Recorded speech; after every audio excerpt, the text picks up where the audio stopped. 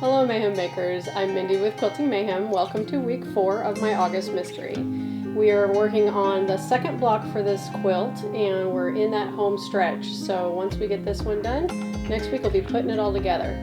So gather up 5 of your 4.5 inch squares per block, 4 of your 2.5 by 4.5 background rectangles, and 8 of your assorted 2.5 inch squares. So once again, this is going to be very scrappy random, or willy-nilly as you would call it. So just gather up what you've got left. You're going to finish up and probably have a few extra, so you can kind of play with color as you go. And that's how many you're going to need per block. We're going to make 15 blocks. So let's change our view and we'll show you how this actually goes together. Alright, so to make all 15 blocks, you're going to need 120 of your 2.5 inch assorted squares of print. Just start pairing them up randomly and sewing them together so that you end up with 60 sets for your blocks. So once you pair them up and sew them, they'll start to look just like that.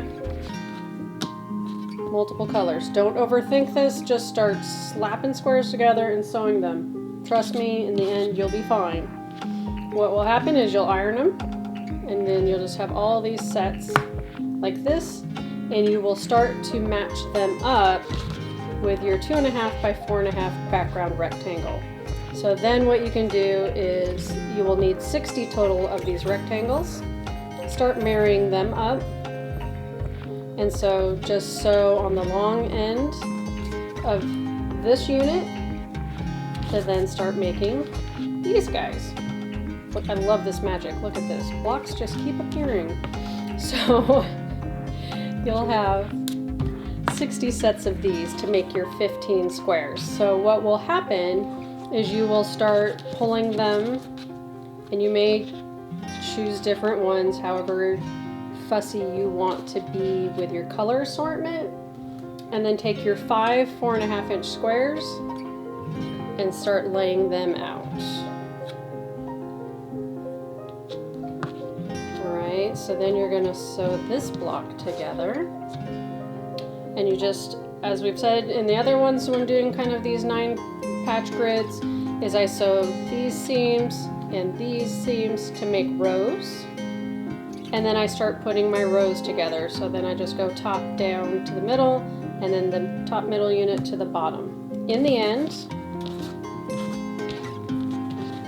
it will look like this, except for this one has an error.